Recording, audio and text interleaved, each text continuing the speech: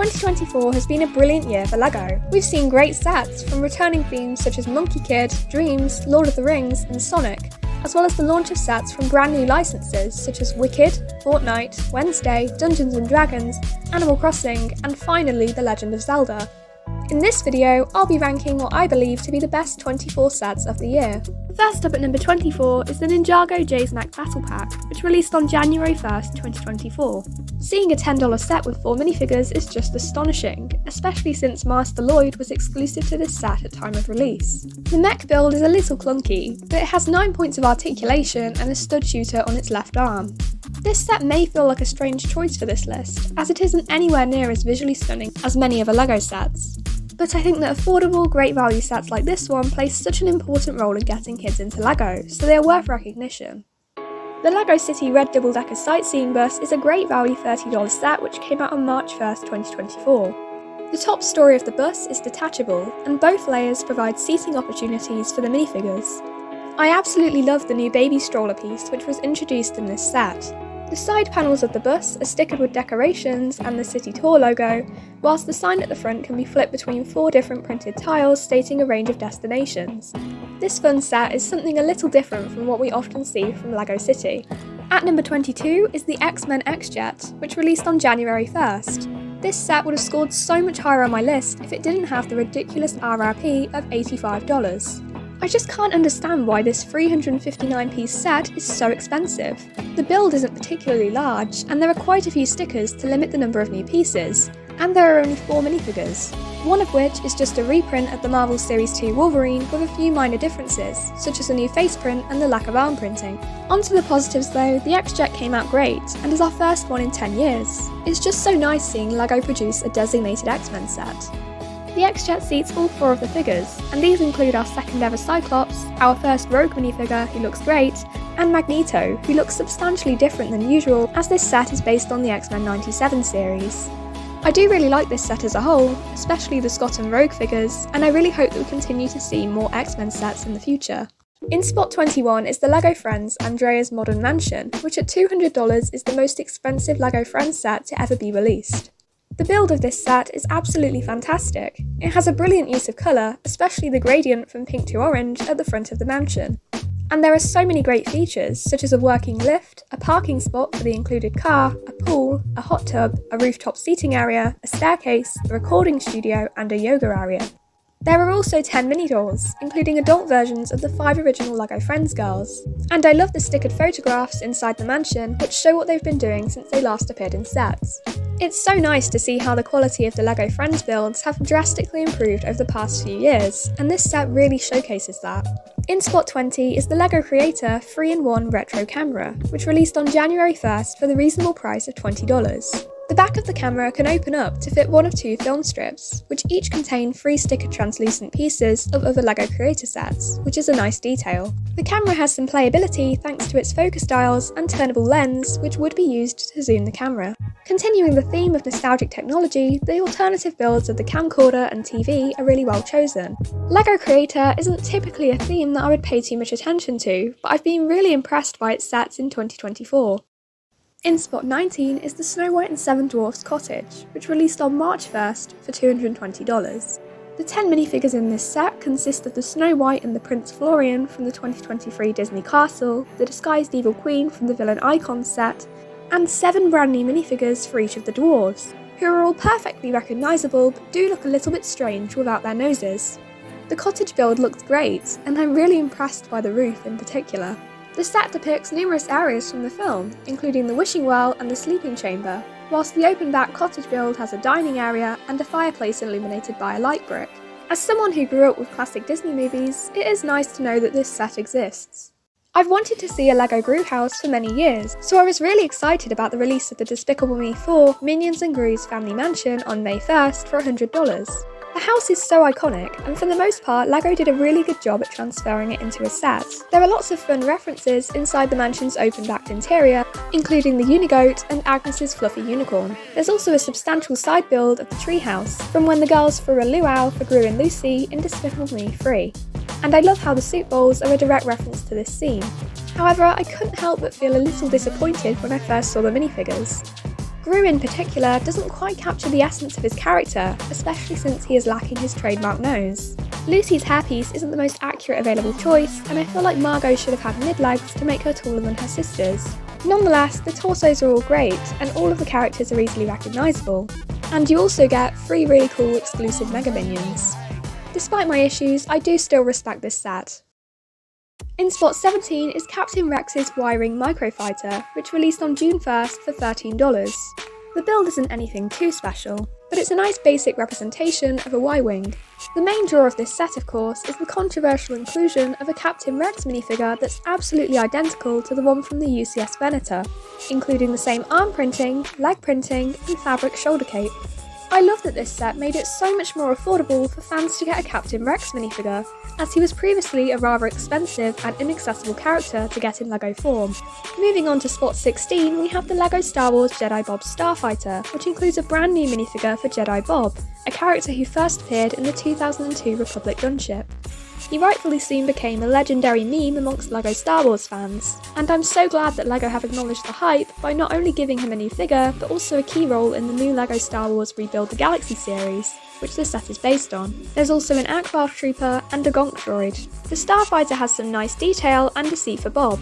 I like the white and red colour scheme, however I don't think that this build is really to a $40 standard. There are quite a few stickers on the Starfighter and the base of the build is rather hollow. Nonetheless, this is still a fun set and I'm hoping to maybe pick it up on sale at some point. At number 15 is the Batman the Animated Series Gotham City, which released on April 1st for $300 as part of the LEGO Arts line. This is a beautifully designed set which is so faithful to the iconic art style and colour palette of the animated series, a show that continues to mean so much to DC fans like myself, even almost 3 decades since it ended. The set contains many micro-scale locations from the show, including Arkham Asylum, the Gotham Opera House, Joker's Amusement Arena, and Gotham City Police Station, which is projecting the Bat Signal. There's also Wayne Manor, which can be taken out to reveal the Batcave and the Batmobile, which looks fantastic. This is just one of the set's many hidden references. The set also provides our first 4 minifigures based on their animated series designs, who are displayed on a gargoyle stand: Catwoman, Batman, the Joker, and Harley Quinn. Batman uses the newer dual-moulded cowl from 2023, whilst the Joker has a great darker recolour of his usual hairpiece. And all 4 of these figures have some really great printing. Overall, it's just so lovely to finally have some Batman the Animated Series representation in LEGO, and I'm so impressed by this set's accuracy and attention to detail. I'd love to be able to see it in person on a store display someday. Next up is Bunny's Outdoor Adventures, a $20 set which released on March 1st. Out of all of the Animal Crossing sets so far, I feel like this is the one to best represent the spirit of the games. The set includes the wide range of tools of a net, spade, axe, vaulting pole and ladder, and a small yellow tent build like the ones used by campsite villagers in New Horizons. The simple landscape includes a waterfall, some pine trees, a tarantula, a butterfly and a cherry tree. Of course though, the standout of this set is the adorable bunny minifigure, who introduced the new Rabbit Villager head mould. This is a really cute set that offers great value for $20. At number 13 is Shadow the Hedgehog's Escape, which at $20 is the cheapest LEGO Sonic set so far. Released on January 1st, 2024, or a month earlier on LEGO Shop at Home, the set provided our first LEGO Shadow minifigure, who was exclusive to this set at time of release. Shadow's new head mould looks perfect, and I'm so glad that they didn't just decide to recolour Sonic's. I'm also really impressed by Shadow's motorcycle for its appropriate use of scale and its accuracy to the games, something that isn't always evident in the other LEGO Sonic sets. There's also a small Eggman lab with a play feature enabling Shadow to break free, and an interesting printed panel that's analysing Shadow, as well as Clucky and a brick-built Rhinobot. I really do hope that we continue to see more small and great value LEGO Sonic sets like this one. At number 12, we have the Transformers Bumblebee, which released on July 1st for $90. He's half the price of the Optimus Prime, which came out last year, which is a nice deal. Like Optimus, Bumblebee has a multi-step transformation from his robot to vehicle mode, which in Bumblebee's case is a yellow beetle with several stickered references on its bumper. It's a nice build, but its main form is understandably a lot more polished. Bumblebee has numerous prints to add detail, including his face and several Transformers logos, and he can also hold the included blaster. Bumblebee is my favourite Transformer, so I'm really glad that he got his own set, even if it doesn't quite match the high standard that was set by the Optimus Prime set. I really hope that we continue to see LEGO collaborate with Hasbro in the future. The first time I saw pictures of the LEGO Star Wars Dark Falcon, I honestly thought that it was fan-made, but sure enough, it was a real set which released on August 1st for $180. Like Jedi Bob's Starfighter, it's based on the Rebuild the Galaxy special, which allowed for some crazy non-canon minifigures like Darth Jar Jar, Darth Rey, Bounty Hunter C-3PO and Beach Luke, as well as Jedi Vader from the Infinities comic series, and LEGO's new character, Darth Dev. It's just mind-blowing to see the popular fan theory of Darth Jar Jar being acknowledged in an official Star Wars project. The Dark Falcon is mostly a colour swap of the 2019 Rise of Skywalker one, but if you lift up the panels, you can access some unique interior areas, like a throne for Jar Jar, a gamer area, and a jail cell for Jedi. This is such an incredibly interesting set to me, and it's so cool to get such a uniquely coloured Millennium Falcon after so many years. At number 10 is the Fortnite Battle Bus, a $100 set which released on October 1st. The 9 incredible minifigures include Peely, the Cuddle Crew leader, and the Bright Bomber. Introducing a combined total of 5 brand new molds between them, many of these figures are honestly up to the high standard of quality set by LEGO Collectible Minifigure series. At its core, the set is a nicely designed school bus with many Fortnite modifications, including the giant hot air balloon on top. The bus can also seat all 9 of the minifigures inside. This has been a highly requested set for many years, especially following the launch of the LEGO Fortnite game mode last year, and it's so nice that LEGO's partnership with Epic Games has extended to physical LEGO products.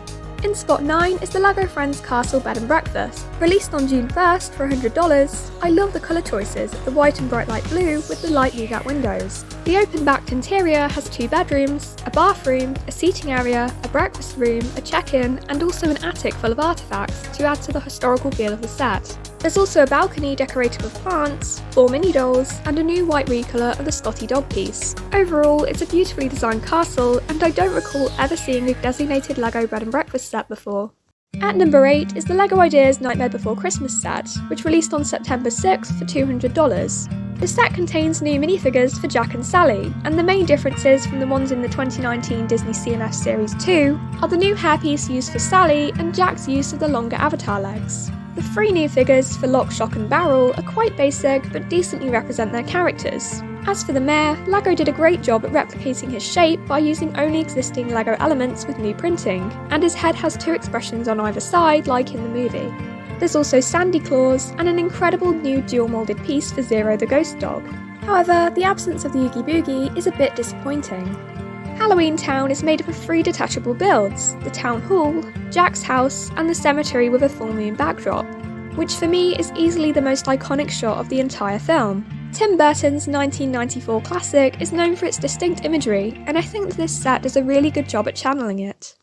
The LEGO Ideas Tuxedo Cat is a really creative and unique set which released on June 1st. This lifelike model is made up of over 1,700 pieces, providing an impressive price per piece ratio considering its RRP of $100. The set's alternate options of an open or closed mouth and the interchangeable eye colours provide an added level of customisation, and the rotatable head is a fun feature too. When this set released, I did see quite a lot of excitement surrounding it on social media, and I think it's a nice gateway set which can be enjoyed even by people who wouldn't typically buy LEGO. Released on January 1st, the Clone Trooper and Battle Droid Battle Pack was quite a difficult set to find on release day in many places, and understandably so. This $30 set includes a Shock Trooper, 3 Phase 2 Clone Troopers, 2 Battle Droids, and 3 Super Battle Droids, which are particularly exciting as these previously hadn't been seen since 2015.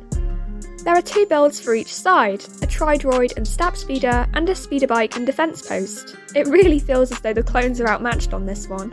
Considering how a regular battle pack will set you back by $20, being $30 almost feels like a buy one get one half price kind of deal, as it pretty much has 2 battle packs in one. So whether you're an army builder or just a casual LEGO Star Wars collector, you probably agree that this set has a lot to offer.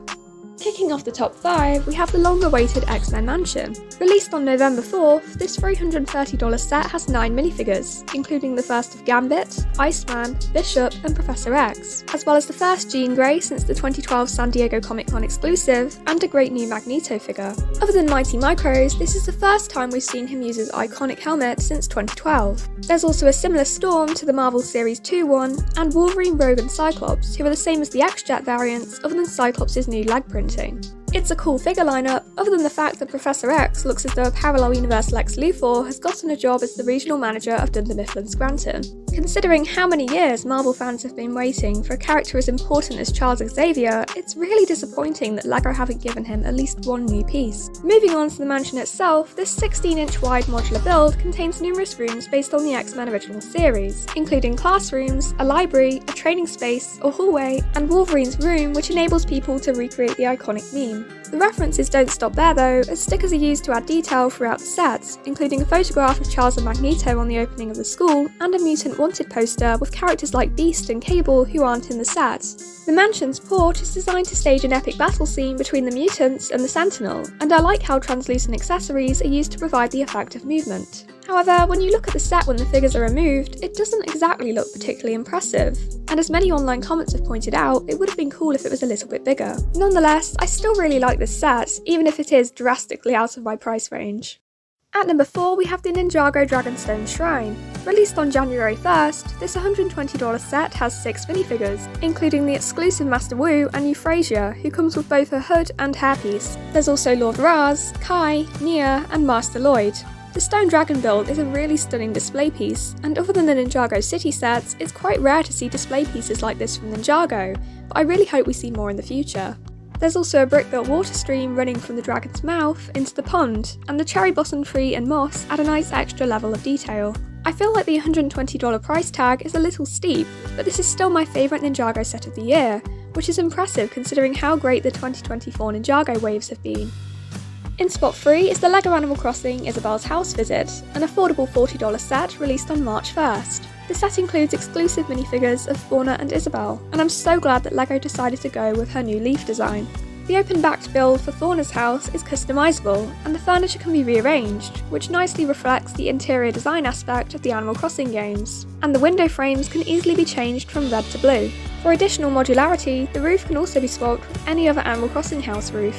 The apple tree, crafting table, mailbox, food patch and balloon present finish off the build nicely, and like every other Animal Crossing set, all of the accessories are printed, so no stickers needed. I know that the Animal Crossing range won't be for everyone, but for me, these sets are a childhood dream come true. On September 1st, the long wait for LEGO Legend of Zelda sets finally came to an end with the release of the $300 Great Deku Tree. This 2-in-1 set can be rebuilt either into the Ocarina of Time or Breath of the Wild version, and there are 2 minifigures to represent each game, who all look amazing. The set has a lot of great new molds, including Link's Ocarina of Time hat and hair combo, and the accessories of the Ocarina, the Master Sword, and the Highland Shield. Both variants of the Great Deku Tree have a high level of detail and accuracy, and the designers did a fantastic job on the expressions in particular. The Breath of the Wild model even has a play feature allowing you to move his facial features to resemble talking. Side builds of Link's house and the Master Sword pedestal also look great, and I love the brick-built Korok characters too. The Legend of Zelda license has so much potential, so I really hope that LEGO produces more sets at lower price points to make the theme more accessible for all fans. Speaking of which, I really do think that it would make a wonderful minifigure series. Even so, the Deku Tree is a brilliant set, which I would love to own someday, and I love how even LEGO themselves acknowledge the long wait for LEGO Legend of Zelda on their article about the set. Before I reveal my first place set, I do want to cover a few honourable mentions of some brilliant sets which narrowly missed out on making this list, including the Jaws diorama, the Dungeons & Dragons Red Dragon's Tail, Monkey Kid Megapolis, the Creator 3-in-1 Red Fox, the Ninjago Tournament Battle Arena, Jabba's Sail Barge, and Yoshi's Excellent Forest. So finally, at number 1 is the LEGO Icons Lord of the Rings Barad-dûr, which released on June 1st for $460. This 32.5-inch tall tower is made up of over 5,000 pieces, and can be separated into several sections. The Eye of Sauron is fantastically built, and can also be illuminated by the included light brick. The main gate can be opened and closed, whilst the tower's open-backed interior is made up of a forge, a dungeon, a dining area, and a throne room. As for the 9 minifigures, there's the same Frodo and Sam from last year's Rivendell set, some new Orc minifigures, the first Mouth of Sauron figure since 2013, and the first ever figure of Sauron, who has an amazing new armoured helmet mould and for me is the standout of the set. There's also a new Gollum figure, but compared to previous versions, the faceprint is really lacking in character, as in my opinion, the unified design of LEGO eyes can often make modern figures feel quite bland. As phenomenal as the Rivendell and Barad-dûr sets are, I'm starting to get tired of LEGO relegating the Lord of the Rings license only to huge sets that are unaffordable to many people. Hopefully someday we'll see more sets in a range of sizes, similar to the older waves. This is still a brilliant set though, which effectively captures the menacing structure of Barad-dûr. It's been a difficult task to narrow down all of the 2024 sets into this list, but I've tried to include sets from a range of themes and retail prices. Of course though, this list was just my opinion, so I'd love to hear your favourite 2024 sets in the comments. If you enjoyed, please leave a like and maybe consider subscribing, and as always, thank you so much for watching, have a great day, bye!